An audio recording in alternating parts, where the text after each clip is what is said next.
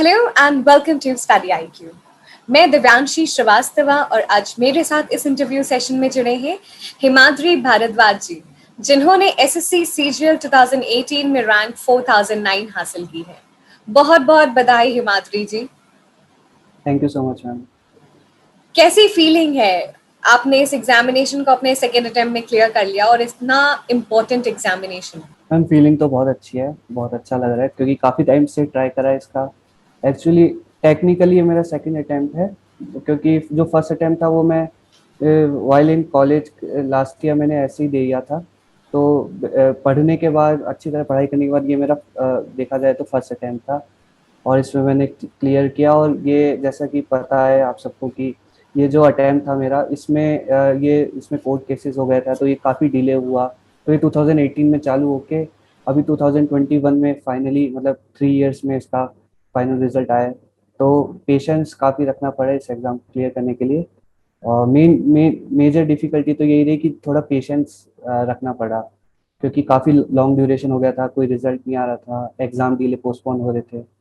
बाकी जैसे ही अभी 31 मार्च को रिजल्ट आने वाला था, बट एक दिन डिले होके 1 अप्रैल को आया, तो काफ़ी अच्छा लगा देख के, घर वाले खुश हुए सब।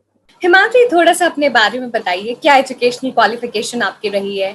हाँ मैम, इलेवेंथ में मैंने बैचलर्स इन कॉमर्स लिया। सॉरी मैम, कॉमर्स फील्ड में मैंने 11th-12th करी है। और ग्रेजुएशन मैंने बैचलर से की है जयपुर से। हमेशा से ही आपका ये मोटिवेशन था कि एसएससी सीजीएल ही क्रैक करना है? हाँ मैम, 12th में एक्चुअली मेरे को ऐसा कुछ पता नहीं था कि क्या करना है। मेरे को ये था कि किसी गवर्नमेंट अच्छे किसी पोस्ट वाले एग्जाम पे जाना है। तो 12th में मेरे को पता लगा था कि एक एसएससी सीजीएल करके एक एग्जाम होता है, तो जिसमें जितने भी क्वेश्चंस आते हैं वो ऑब्जेक्टिव बेस्ड आते हैं। क्योंकि मेरे को थोड़ा सब्जेक्टिव से थोड़ा डर लगता था, तो ऑब्जेक्टिव पेपर पे मेरे को थोड़ा कॉन्फिडेंस था कि ये पेपर मैं निकाल सकता हूँ। और फिर इसमें मेजर पोर्शन जो रहता है वो इंग्लिश और मैथ्स का रहता है। अगर आप पूरे एग्जाम का टोटल लगाए तो उसमें मोर देन हाफ जो मार्क्स हैं वो इंग्लिश और मैथ्स के हैं। तो मैथ्स मेरे को थोड़ी बचपन से अच्छी लगती थी पढ़नी, और इंग्लिश में बचपन से इंग्लिश मीडियम स्कूल में रहा हूँ, तो थोड़ा मेरे को उस बेसिस पे थोड़ा कॉन्फिडेंस डेवलप हुआ कि हाँ मैं इस एग्ज़ाम को क्रैक कर सकता हूँ। और फिर तभी से मैंने सोचा कि मैं इस एग्ज़ाम को परस्यू करूँगा। हिमाद्री जी, हम आपका माइंडसेट जानना चाहते हैं जब आपने इस जर्नी की शुरुआत की। जैसे आपने बताया कि पहला अटेम्प्ट आपने तब दिया था जब आप कॉलेज में थे और सेकंड सीरियस अटेम्प्ट आपका था। क्या माइंडसेट यस मैम। था आपका? एक्चुअली माइंडसेट यही था कि मैंने कभी मतलब ये नहीं सोचा कि मेरे को पहले अटेम्प्ट या सेकंड अटेम्प्ट या थर्ड अटेम्प्ट में निकालना है। मेरे को यही था कि भाई कि मेरे को पढ़ाई जो मैं पढ़ रहा हूँ उसको मेरे को अच्छी तरह पढ़ना है, चाहे मेरा फर्स्ट अटेम्प्ट में निकले, सेकंड अटेम्प्ट में निकले, थर्ड अटेम्प्ट में निकले, मेरे को निकालना तो था ही एग्जाम। और तो मैंने ये कभी सोचा नहीं कि मेरे को इस अटेम्प्ट में निकालना है।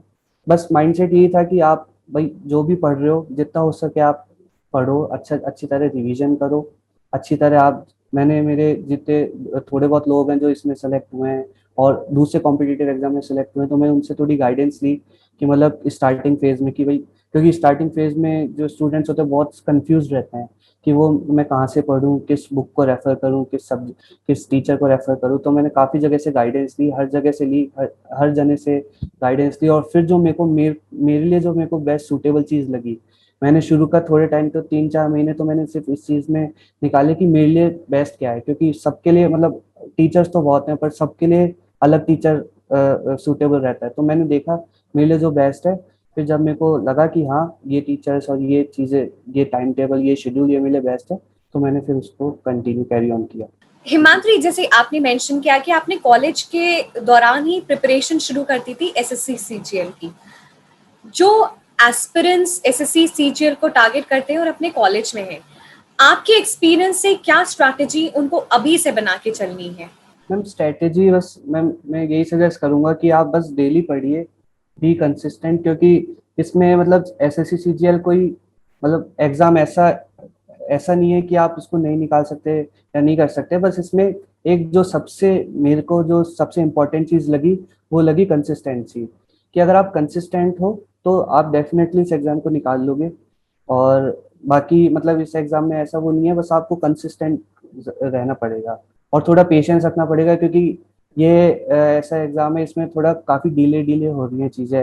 अब तो कोविड भी आ गया और इनके इसके कारण तो काफी डिले हो रही है चीजें, तो थोड़ा, क्योंकि जैसे मेरे भी कई फ्रेंड्स थे जिन्होंने बीच में ही छोड़ दिया एसएससी, क्योंकि ये बहुत पोस्टपोन्ड हो रहा था, डिले हो रहा।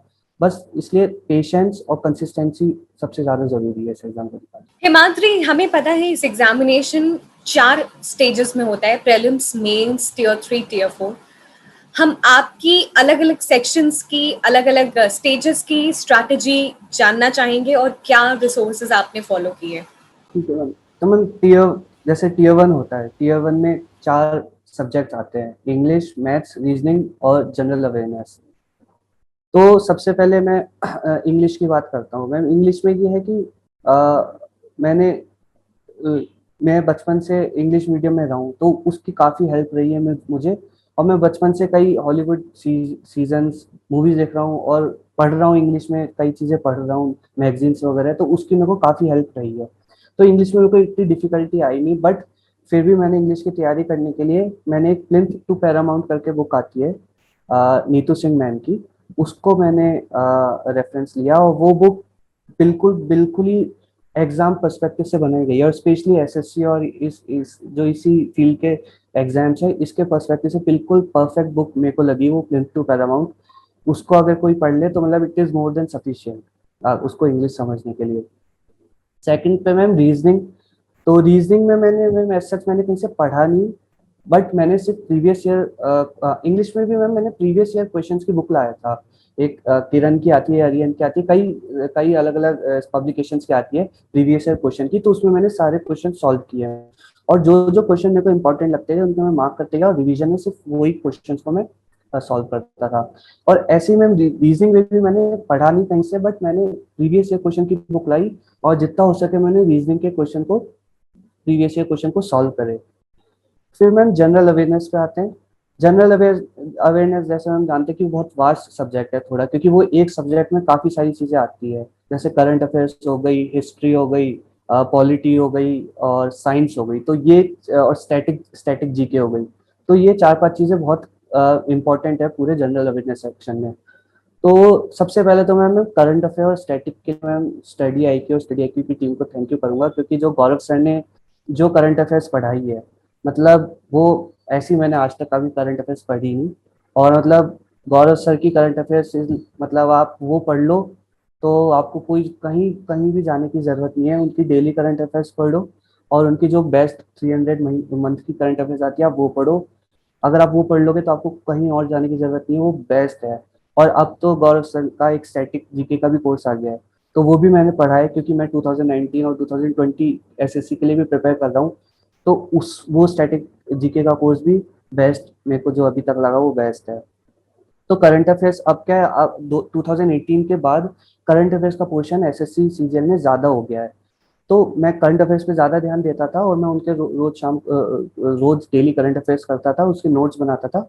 और जब एंड एग्जाम होता था उससे 1 मंथ और 1.5 मंथ पहले मैं उसको रिवाइज, बस उन्हीं को रिवाइज करता रहता था बार बार। हिस्ट्री और बाकी जितने भी सब्जेक्ट हैं, हिस्ट्री, साइंस और पॉलिटी, ये मैंने यूट्यूब से ही पढ़े हैं सारे सब्जेक्ट्स।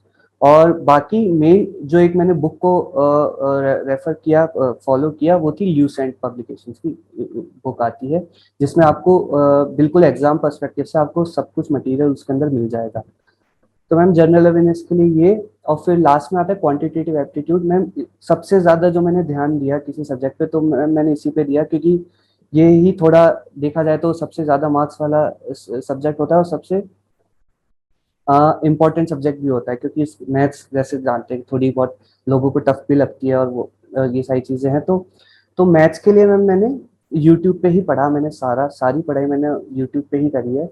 और मैथ्स का भी मैंने यही किया कि यूट्यूब से पढ़ के नोट्स बनाता, और प्रीवियस ईयर क्वेश्चन सबसे ज्यादा ध्यान मैंने हर सब्जेक्ट में, चाहे जीए हो कुछ भी हो, मैंने प्रीवियस ईयर क्वेश्चन पे सबसे ज्यादा ध्यान दिया है। मैंने प्रीवियस ईयर क्वेश्चन को जितना हो सके 4-5-6 बार जितना हो सके मैंने उनको करने की कोशिश करी है, प्रीवियस ईयर क्वेश्चन को। हिमाद्री, जैसे हमने अलग अलग सेक्शन से किस तरीके से तैयारी करनी है, क्या रिसोर्सेज आपने फॉलो की, उसकी तो हमने बात कर ली।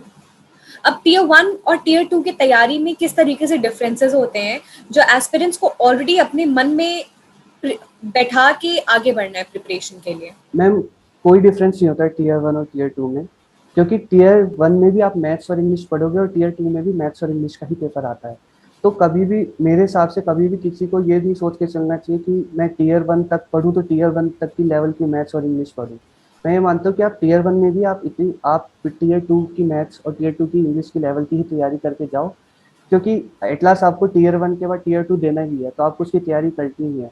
तो टीयर 1 तक ही आप मैथ्स और इंग्लिश की उस लेवल की तैयारी करो कि आप टीयर 2 का एग्जाम भी देने के लिए आप लायक हो, वो आप एग्जाम दे सके। तो ऐसा कोई डिफरेंस नहीं होता, बस ये होता है कि टीयर 1 में जो मैथ्स की लेवल आती है और टीयर 2 में मैथ्स और इंग्लिश की लेवल आती है उसमें बहुत स्लाइटली डिफरेंस होता है। टीयर 2 की थोड़ी टफ हो जाती है, थोड़ी सी ज़्यादा फर्क नहीं होता, सिलेबस सेम होता है, कोई एक्स्ट्रा चैप्टर ऐड नहीं होता, बस थोड़ी टफ हो जाती है वो मैथ। यानी कि जो भी एस्पिरेंट है वो डिफिकल्टी लेवल को ध्यान में रख के अपनी प्रिपरेशन करें और टीयर 1 और टीयर 2 की प्रिपरेशन साथ में ही करें।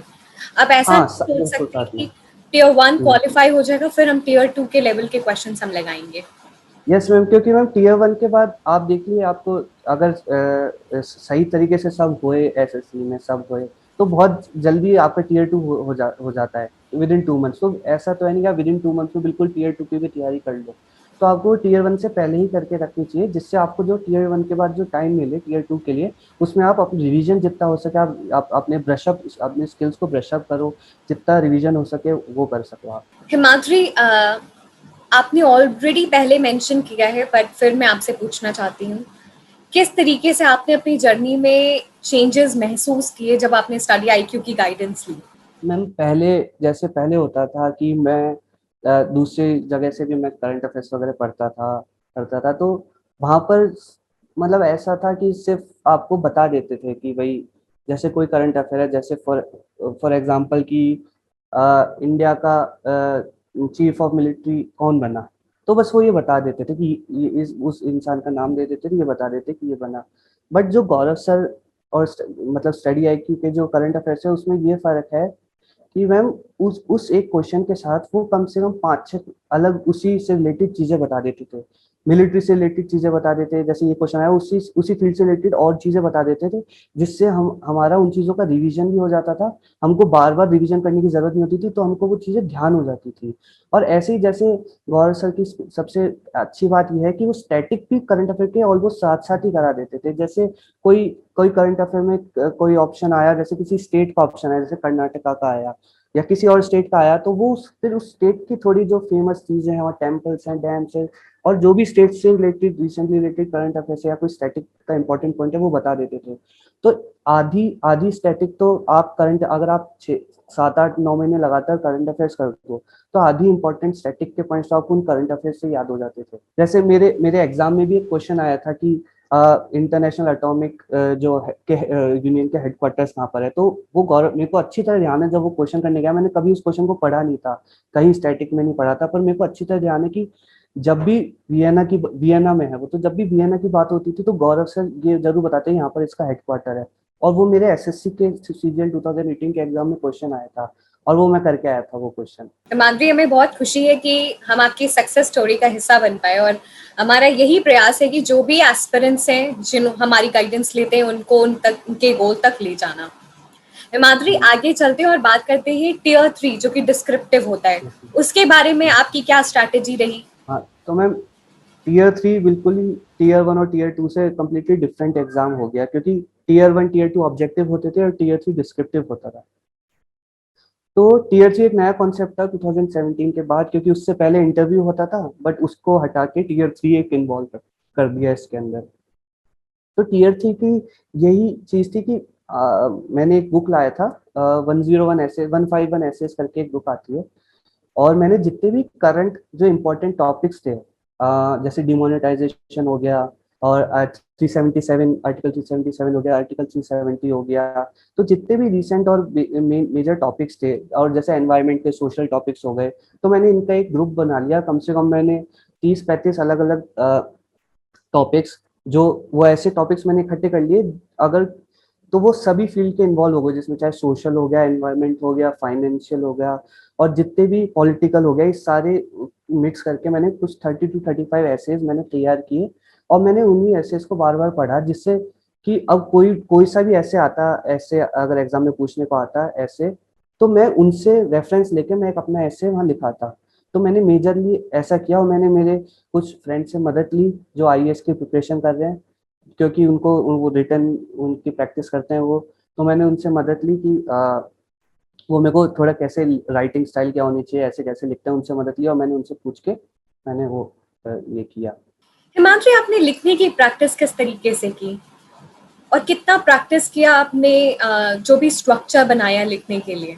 तो मैम ऐसे और लेटर राइटिंग के लिए मैंने जैसे बताया था, मेरे एक फ्रेंड है जो आईएएस की प्रिपरेशन कर रहा है, तो मैंने उससे और गूगल पे सर्च किया कि what is a proper structure ऐसे और लेटर लिखने का।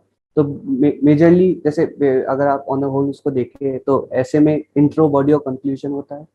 तो मैंने उसी को दिमाग में रख के, हर ऐसे को उसी को दिमाग में रख के कोशिश करी, और मैंने कोशिश ये की कि ऐसे को मैं कम से कम एटलीस्ट 4 पैराग्राफ में डिवाइड करूँ, क्योंकि एक साथ लिखते हैं तो वो थोड़ा टैकी लगता है। तो मैंने उसको 3 to 4 पैराग्राफ्स में डिवाइड करने की कोशिश करी। और मैं जो भी टॉपिक पे ऐसे आता था, तो मैं पहले 7 to 8 पॉइंट्स उसके जो मेजर पॉइंट्स होते थे वो अलग से लिख लिया करता था। फिर मैं उन्हीं को देख के उन्हीं पॉइंट्स को इनकलकेट करता था ऐसे में, और उन्हीं पॉइंट को एलेबोरेट करके ऐसे में लिखता था, जिससे अपने को एक वाइड आइडिया आ जाता है ऐसे लिखने का। फिर अपना जो ऐसे का स्ट्रक्चर है वो प्रॉपर बन जाता है अगर आप पहले पॉइंट्स लिख लेते हैं तो। और हिमाद्री, अगर मैं आपसे पूछूं कि आपने डिस्क्रिप्टिव की प्रैक्टिस कब से शुरू की थी, स्टार्टिंग से ही की थी या फिर टीयर 2 के खत्म होने के बाद, एक आइडियल समय क्या होता है किसी भी एस्पिरेंट का? मैम आइडियल का तो पता नहीं, अगर आप पहले से करो तो अच्छा ही है, पर पहले से क्या है, टीयर 2 के पहले आप इतना टाइम नहीं हो पाता आपके पास, क्योंकि टीयर 1 में 4 सब्जेक्ट्स आते हैं, फिर टीयर 2 में जो मैथ्स और इंग्लिश आती है, आप उसी में आपका पूरा दिन निकल जाता है। तो अगर आप टाइम निकाल पा रहे हो पहले से तो it is well and good. लेकिन मैंने मैम टीयर 2 के बाद ही चालू करी थी, और टीयर 2 जैसे ही खत्म हो गया था, उसके मतलब विद इन 5 to 6 डेज बाद ही मैंने टीयर 3 की प्रिपरेशन चालू कर दी थी। और मैंने सारे ऐसे के टॉपिक्स इकट्ठे करे, और तब से मैं पूरी प्रिपरेशन चालू कर दी थी। हिमाद्री, हम आगे बढ़ते और बात करते हैं टीयर 4 की, जो कि कंप्यूटर प्रोफिशिएंसी टेस्ट होता है। कई सारे पोस्ट के लिए ये जरूरी नहीं होता है जो कि एसएससी से यस मैम। रिक्रूट करती है, लेकिन कई सारों में ये मैंडेटरी होता है। उन यस मैम। एस्पिरेंट्स का जिनका कंप्यूटर बैकग्राउंड नहीं रहा है, ऑल्दो ये क्वालिफाइंग नेचर का है, बट किस तरीके से उन्हें प्रिपरेशन करनी है और आपकी क्या स्ट्रैटेजी रही थी? तो मैम बेसिकली ये जो टीयर 4 होता है, इसमें 2 तरह के टेस्ट होते हैं, एक डीईएसटी और एक सीपीटी। तो जो सीपीटी के लिए क्वालिफाई हो जाते हैं उनको डीईएसटी देने की जरूरत नहीं होती, और जो डीईएसटी देते हैं फिर वो सीपीटी अलग से नहीं देते। तो मैम इसमें बेसिकली ये है कि ये टेस्ट बिल्कुल भी हार्ड नहीं होता। ये टेस्ट बिल्कुल, मतलब इसमें बिल्कुल बेसिक नॉलेज पूछी जाती है। और मेरा भी कोई ऐसा कंप्यूटर बैकग्राउंड है नहीं, जो स्कूल में थोड़ी बहुत कंप्यूटर में पढ़ाई करिए वही करिए।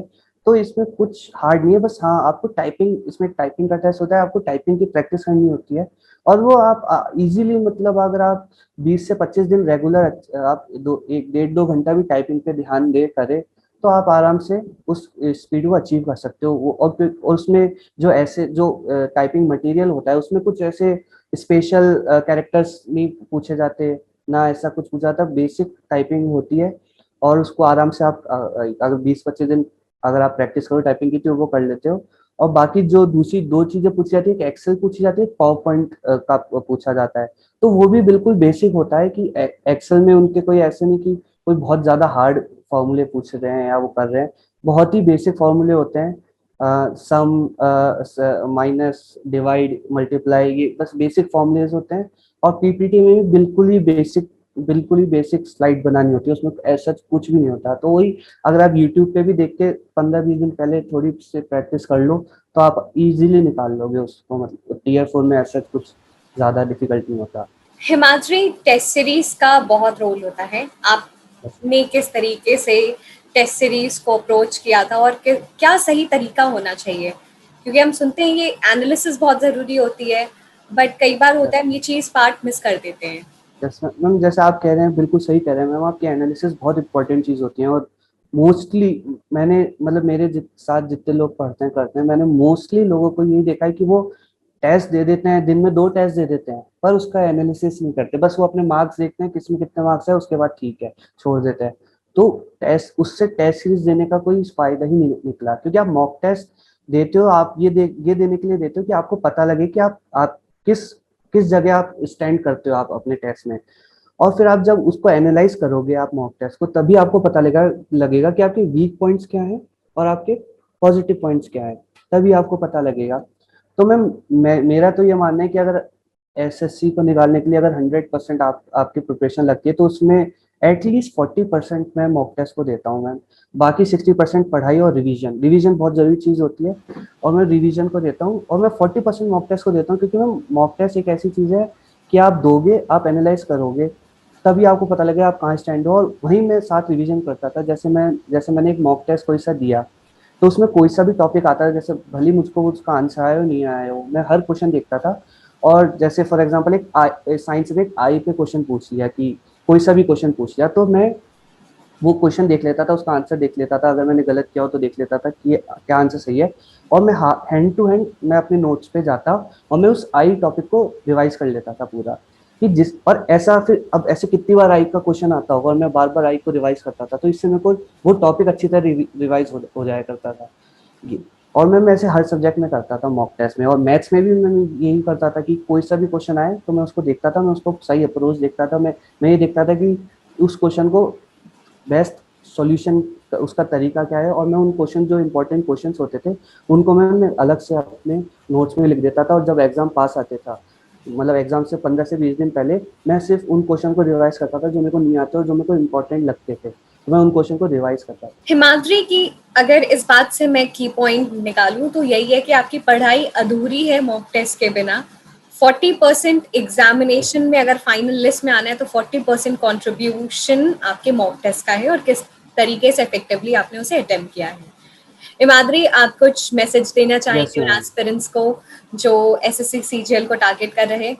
मैम मैम बस मैं यही कहना चाहूँगा कि आप दो, ऐसा कोई ज़्यादा हार्ड एग्जाम है नहीं, आप इजीली निकाल सकते हो। बस आपको थोड़ी पेशेंस और थोड़ी कंसिस्टेंसी की ज़रूरत है। और जैसे मतलब दो चीज़ होती है, जैसे बोलते हैं एक हार्ड वर्क और एक स्मार्ट वर्क। तो आपको हार्ड वर्क से ज़्यादा आपको स्मार्ट वर्क करना पड़ेगा। आपको ये देखना होगा कि आपको क्या पढ़ना है। आप अगर एसएससी सीजीएल को टारगेट कर रहे हो, तो आप सिर्फ वो चीज़ें पढ़ो जो एसएससी सीजीएल में आएंगी।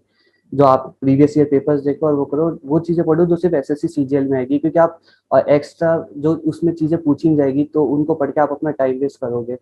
तो अगर आपको टारगेट एसएससी सीजीएल करना है, तो आप सिर्फ उसी को टारगेट करो और वही चीज़ें पढ़ो जो उसमें आएगी, और थोड़ा स्मार्टली आप बस करो, और बस पेशेंस और आप कंसिस्टेंसी रखो।